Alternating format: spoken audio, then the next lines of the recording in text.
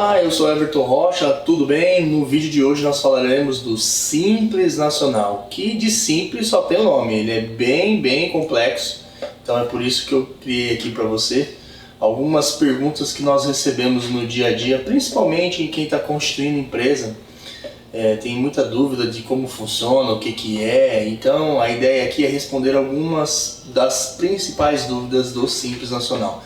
A primeira coisa é, o que é o Simples Nacional? O Simples Nacional é um regime de tributação, um regime de imposto que você escolhe. Todas as empresas, quando elas nascem ou no mês de janeiro, igual a Silva Design, de janeiro você vai lá e escolhe qual é a metodologia de imposto que você quer optar para aquele ano vigente.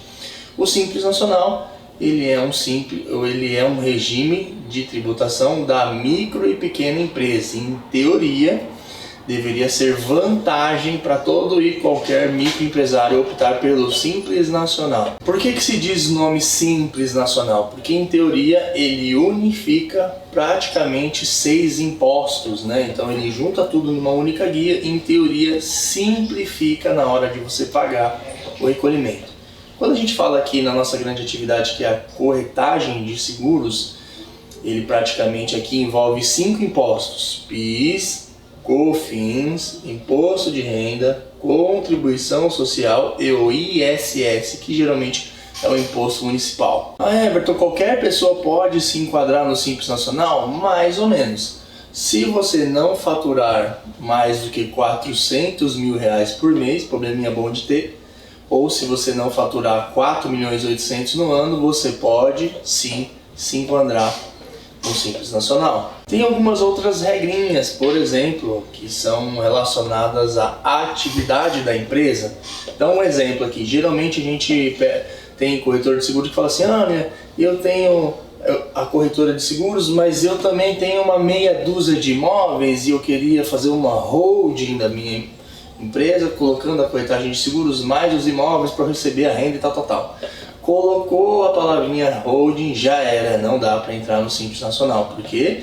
Porque existe uma lista de atividades que são vedadas no ingresso do Simples Nacional. Então holding é uma, atividades de bancárias é outra. Também tem algumas vedações com relação à forma de constituição da empresa. Por exemplo, se você quer constituir a sua empresa no formato de SA, Sociedade Anônima, também não é permitido entrar no Simples Nacional. Mas qualquer outro tipo de constituição é perfeitamente possível. Por exemplo, um empresário individual, uma empresa individual de responsabilidade limitada, que é o IRELI, a sociedade unipessoal, a sociedade limitada, até a sociedade simples, que é feita em cartório. Quando eu falo que o simples ele não é nada simples, ele é complexo, é porque existem 5 formas diferentes de se calcular um imposto. Você tem uma forma somente para quem é da atividade do comércio, você tem outra atividade somente que é para da atividade de indústria, e você tem 3 formas diferentes de atividade de serviço. E quando a gente fala corretagem de seguros, ele acaba utilizando 2 dessas 3 formas de se calcular o imposto, que nós chamamos de anexo 3 ou anexo 5. Por que isso, Everton? Porque infelizmente o governo tabelou várias atividades em cada uma desses anexos. Então, se você tem mais do que uma atividade, você precisa tomar cuidado com essa tal de segregação de receita. Você tem que dividir. Não é porque a sua atividade principal é corretagem de seguros que você fez uma venda de consórcio e isso vai ser enquadrado tudo no Simples. Isso é um grande erro que acaba acontecendo com contabilidades que não são especializadas em corretagem de seguros, por exemplo, porque enquadra tudo como uma atividade só, como um KNAI só. O Simples Nacional, ele também é um imposto que a gente chama que ele é um imposto progressivo. O que quer dizer isso? Ele é parecido com a tabela de imposto de renda de pessoa física. Então, quanto mais você fatura, mais você paga. Só tem uma faixa que é fixa, para quem fatura até R$15 mil por mês. Então, essa é a primeira faixa. O anexo 1 vai ter uma alíquota, o anexo 2 vai ter outra alíquota. Cada um dos anexos tem uma alíquota fixa para essa primeira faixa. Para você ter uma noção, quando a gente fala de anexo 3, que é o mais comum, a primeira faixa ela é de quem fatura 15 mil e paga 6% de imposto. O anexo 5, que é o mais caro de todos, nessa mesma faixa, 15 mil, você vai pagar 15,50%. É bem pesado, quase 3 vezes mais do que o anexo 3. E como é que eu faço o pagamento dessa guia, Everton? Um boleto que vocês emitem? É basicamente uma guia chamada DAS, Documento de Arrecadação do Simples, e ela vem sim com um código de barras, então é perfeitamente possível que você pague via internet, via celular, desde que o banco que você está fazendo o pagamento ele tenha um convênio com a Receita Federal. Então, mas praticamente 99% dos bancos tem esse convênio bancário e aí é perfeitamente possível você pagar através do código de barras. Tem algumas guias aí no futuro que já estão saindo até com QR Code para facilitar também a leitura, porque às vezes o código de barras sai meio ilegível na hora de você imprimir e tudo mais e acaba atrapalhando, mas é perfeitamente possível que você pague sim numa rede bancária credenciada, pagamento online por celular e tudo mais. Como que eu me inscrevo no Simples, Everton? Essa é a primeira pergunta que a gente recebe aqui. Na verdade você não se inscreve, quem inscreve é o contador que vai fazer essa opção para você. Sempre no momento do parto do CNPJ, que eu escolho qual é o regime de tributação que eu vou optar para aquele ano vigente da abertura, ou sempre no mês de janeiro, até o último dia útil de janeiro. Tem que tomar um cuidado muito grande, porque tem pessoas que acabam fazendo o quê? Tem dívidas ou vem de outros regimes, por exemplo, lucro presumido ou lucro real, quer entrar dentro do Simples Nacional e aí precisa estar em dia com todos os pagamentos. Na hora que você faz o parto do seu CNPJ, a abertura, ele não te exige, obviamente, até porque quando você constitui a empresa, você está com 100% da sua empresa limpinha, como diz a Manu, minha filhinha, pimpinha. Você está com o CNPJ pimpinho.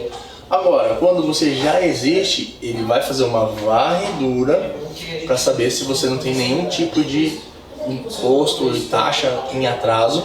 Você tem que pagar tudo isso para entrar no Simples Nacional.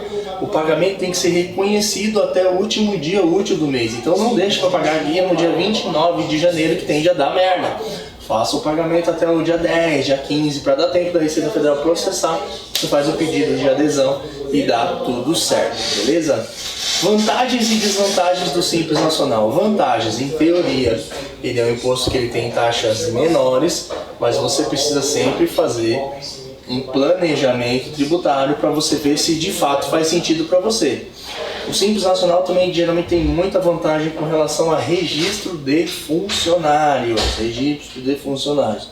porque a parte patronal do INSS, né, que é a pesado que as empresas pagam, ele está inserido dentro daquela guia do Simples Nacional acumulada, né, unificada, na verdade é a palavra. Em muitos dos anexos você não tem esse pagamento da parte patronal, então isso é lindo, é maravilhoso, registrar funcionário no Simples.